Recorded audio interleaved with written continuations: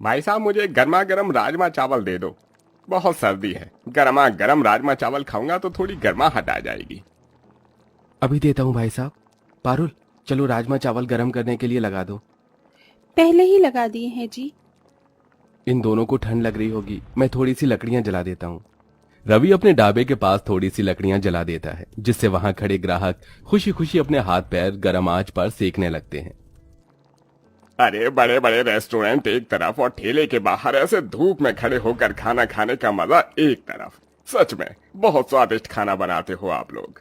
आप लोगों का बहुत शुक्रिया। बस आप लोगों की दुआ से हमारा ये ठेला चल रहा है। तभी पारुल ख्याली दुनिया से बाहर आती है और अपने चेहरे से पसीने को पोंछते हुए कहती है, कितनी ज्यादा गर्मी है। गर्मी के कारण अभी तक ठेले पर कोई आया ही नहीं। इस गर्मी की वजह से ही हमारे ठेले पर कोई नहीं आता, क्योंकि यहाँ गर्मी में किसी को आना अच्छा नहीं लगता। आपने बिल्कुल सही कहा। तभी एक आदमी उनके पास आता है और कहता है, अरे देखो, ये कब तक चलता रहेगा? गर्मी में आप खाना बेच रहे हो, लेकिन यहाँ खाना कोई नहीं खा पाता, क्योंकि बहुत ज्यादा गर्मी है। मैं तो बहुत मुश्किल से खाना खा पाया हूँ। अगली बार से मैं एसी वाले रेस्टोरेंट में जाऊंगा खाना खाने। 2-4 पैसे ज्यादा दे दो, लेकिन तसल्ली से खाना तो खा लो।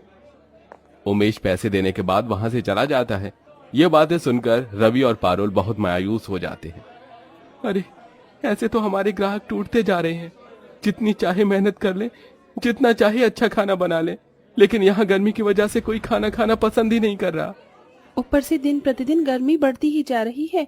मैं सोच रही थी क्यों ना हम अपने ठेले के आसपास थोड़ी सी छाया करने के लिए तिरपाल का इस्तेमाल करें। तुम्हारा ख्याल बुरा नहीं है, अच्छा ख्याल है, लेकिन हमें थोड़े पैसों की जरूरत होगी, और अभी तो काम से भी पैसे सही से नहीं कमा पा रहे हैं। आपने बिल्कुल सही कहा, लेकिन 2-4 पैसे जो हमने जोड़ कर रखे हैं, उन पैसों से ही हमें त्रिपाल लानी होगी। जब तक काम नहीं चलेगा तो पैसे कहाँ से कमाएंगे? हाँ, तुम सही कहती हो। रवि और पारुल दोनों जो उनके कुछ पैसे जोड़े हुए होते हैं, उन पैसों से ही त्रिपाल लाकर अपने ठेले के ऊपर टांग देते हैं, जिससे चारों तरफ थोड़ी सी छाया हो जाती है और गरीब लोग वहां जाकर खाना खाने लगते हैं। अरे चलो भाई साहब, आपने बहुत अच्छा काम किया। नहीं तो रेस्टोरेंट में महंगा खाना खाने में बहुत पैसे खर्च होते हैं। रेस्टोरेंट तो बस नाम के होते हैं। वहाँ एसी होता है, खाना महंगा होता है, बस इंसान चैन से खा ही सकता है। वरना तो यहाँ ठेले पर जो स्वाद आता है वो स्वाद तो कहीं आ ही नहीं सकता। आप चिंता मत कीजिए, आप पेट भर कर खाना खाइए। रवि और पारुल की खाना खिलाने में बहुत अच्छी नियत थी। वो अपने ग्राहकों को पेट भरकर खाना खिलाया करते थे। तो वहीं दूसरी तरफ रेस्टोरेंट में सिर्फ एक बार खाना दिया जाता था, उसमें पेट भरे या ना भरे, उसके बाद उन्हें कुछ नहीं मिलता था। अब जब लोग वापस से रवि और पारुल के ठेले पर आना शुरू कर देते हैं, तो रेस्टोरेंट वालों को ये बात खटकने लगती है। अरे इस ठेले की वजह से हमारे रेस्टोरेंट तो चल ही नहीं रहा। अब मुझे कुछ ना कुछ करना होगा इस ठेले को हटाने के लिए। मैनेजर एमसीडी में कॉल कर देता है, जहां के सरकारी लोग आकर रवि और पारुल के ठेले के ऊपर से वो तिरपाल भी हटाकर फेंक देते हैं और उन्हें वहां से ठेला हटाने की भी धमकी देकर चले जाते हैं। देखो, यहाँ पर इस तरह से ठेला नहीं लग सकता। अगर तुम्हारा ढाबा होता तो एक बार को फिर भी चल जाता, इसलिए अब तुम यहाँ पर ठेला नहीं लगा सकते हो। ऑफिसर ऐसा कहने के बाद उन्हें वारंट देकर चला जाता है। अब हम लोग क्या करें? हमारे पास तो इतने पैसे भी नहीं कि हम यहाँ पर अपना खुद का ढाबा खोल सके। हाँ, तुमने सही कहा। उस दिन पारुल और रवि दोनों मायूस होकर वापस घर आते हैं। वहीं घर पर पारुल की सास कैलाशिनी की तबीयत बहुत ज्यादा खराब होती है और वो बिस्तर में लेटी होती है। बहू तो मेरी दवाई लेकर आई। क्या बताऊं माँ जी, आज तो 1 रुपए की कमाई नहीं हुई। कहाँ से लेकर आती मैं आपकी दवाई? ऊपर से हमें वारंट मिल गया है, हम ठेला नहीं लगा सकते। हमें अब ढाबा ही खोलना होगा, और ढाबा खोलने के लिए हमारे पास पैसे भी नहीं हैं। हे भगवान, ये दुख भरे दिन हमारे जा क्यों नहीं रहे?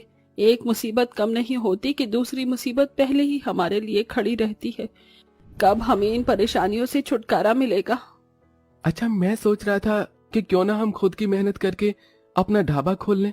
जैसे कि हम जंगलों से बांस की लकड़ियां लाकर और जो हमारे पास त्रिपाल पड़ी है उसे ढाबे के ऊपर ढक देंगे। इससे हमारा ढाबा तैयार हो जाएगा। जब इतना कुछ कर लिया तो फिर ये भी करके देख लेते हैं। अगले दिन दोनों पति पत्नी जंगलों से बांस की लकड़ी काट कर लाते हैं और उन्हें काट कर वो ढाबे का ढांचा तैयार करने लगते हैं। छत के लिए वो सूखी घास का इस्तेमाल करके उसके ऊपर त्रिपाल लगा देते हैं और साइड में भी सूखी घास से ही उसे ढक देते हैं। लेकिन गर्मी इतनी थी कि वहां पर भी कोई नहीं आना चाह रहा था। आज मैंने सिर्फ दाल और चावल ही बनाए हैं, क्योंकि गर्मी से खाना खराब हो जाता है। अगर हमने ज्यादा खाना बनाया और कोई हमारा खाना खाने नहीं आया तो खाना वेस्ट हो जाएगा। हाँ, तुमने बिल्कुल सही कहा। उस दिन भी अपने ढाबे में वो सुबह से शाम तक ग्राहक के आने का इंतजार करते हैं, लेकिन सब बड़े बड़े रेस्टोरेंट में ही जाते हैं क्योंकि वहां एसी होता है। अब एसी लगाने की हैसियत तो उनकी नहीं थी, फिर भी वो अपने ढाबे में ग्राहक के आने का इंतजार कर रहे होते हैं। ऐसे ही धीरे धीरे रात के 10 बज जाते हैं। रात के 10 बज गए हैं, चलो अब चलते हैं, अब शायद कोई नहीं आएगा।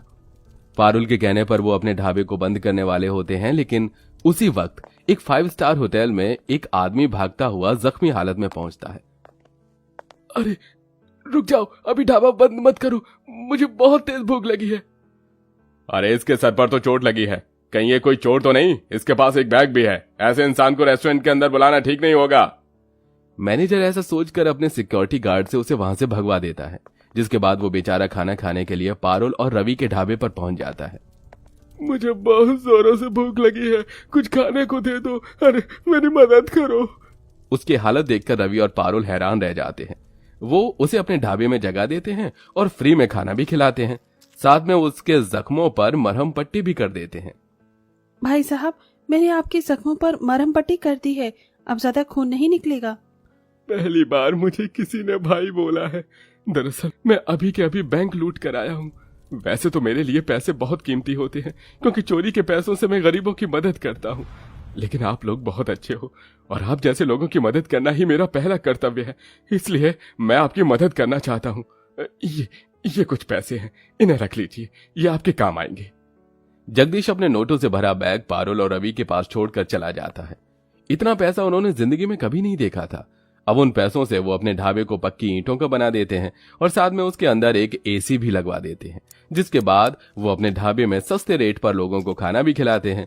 गरीब से लेकर अमीर लोग उनके फेमस ढाबे का स्वादिष्ट खाना खाने आते हैं। इसी के चलते उनका ढाबा धीरे धीरे चलने लगता है और अब उनकी कमाई पहले से 4 गुना हो जाती है।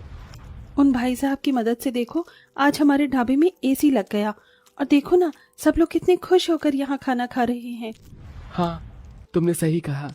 जब हम किसी का बुरा ना चाहें तो भगवान हमारा कभी बुरा नहीं कर सकता। शायद ये भगवान ने कोई फरिश्ता ही भेजा होगा हमारे लिए। तभी वहां उमेश बहुत खुशी से आता है। अरे लो भाई साहब, बहन जी, आपके एसी ढाबे में तो खाना खाकर मजा ही आ गया, फुल पैसा वसूल। ये लीजिए आपके पैसे, ऐसे ही तरक्की करते रहिए और हम जैसे गरीब लोगों को खाना खिलाते रहिए। ये सुनकर पारुल और रवि बहुत खुश होते हैं। इस तरह वो खुशी खुशी अपना एसी ढाबा चलाते हैं और धीरे धीरे उनकी सारी परेशानियां खत्म हो जाती हैं।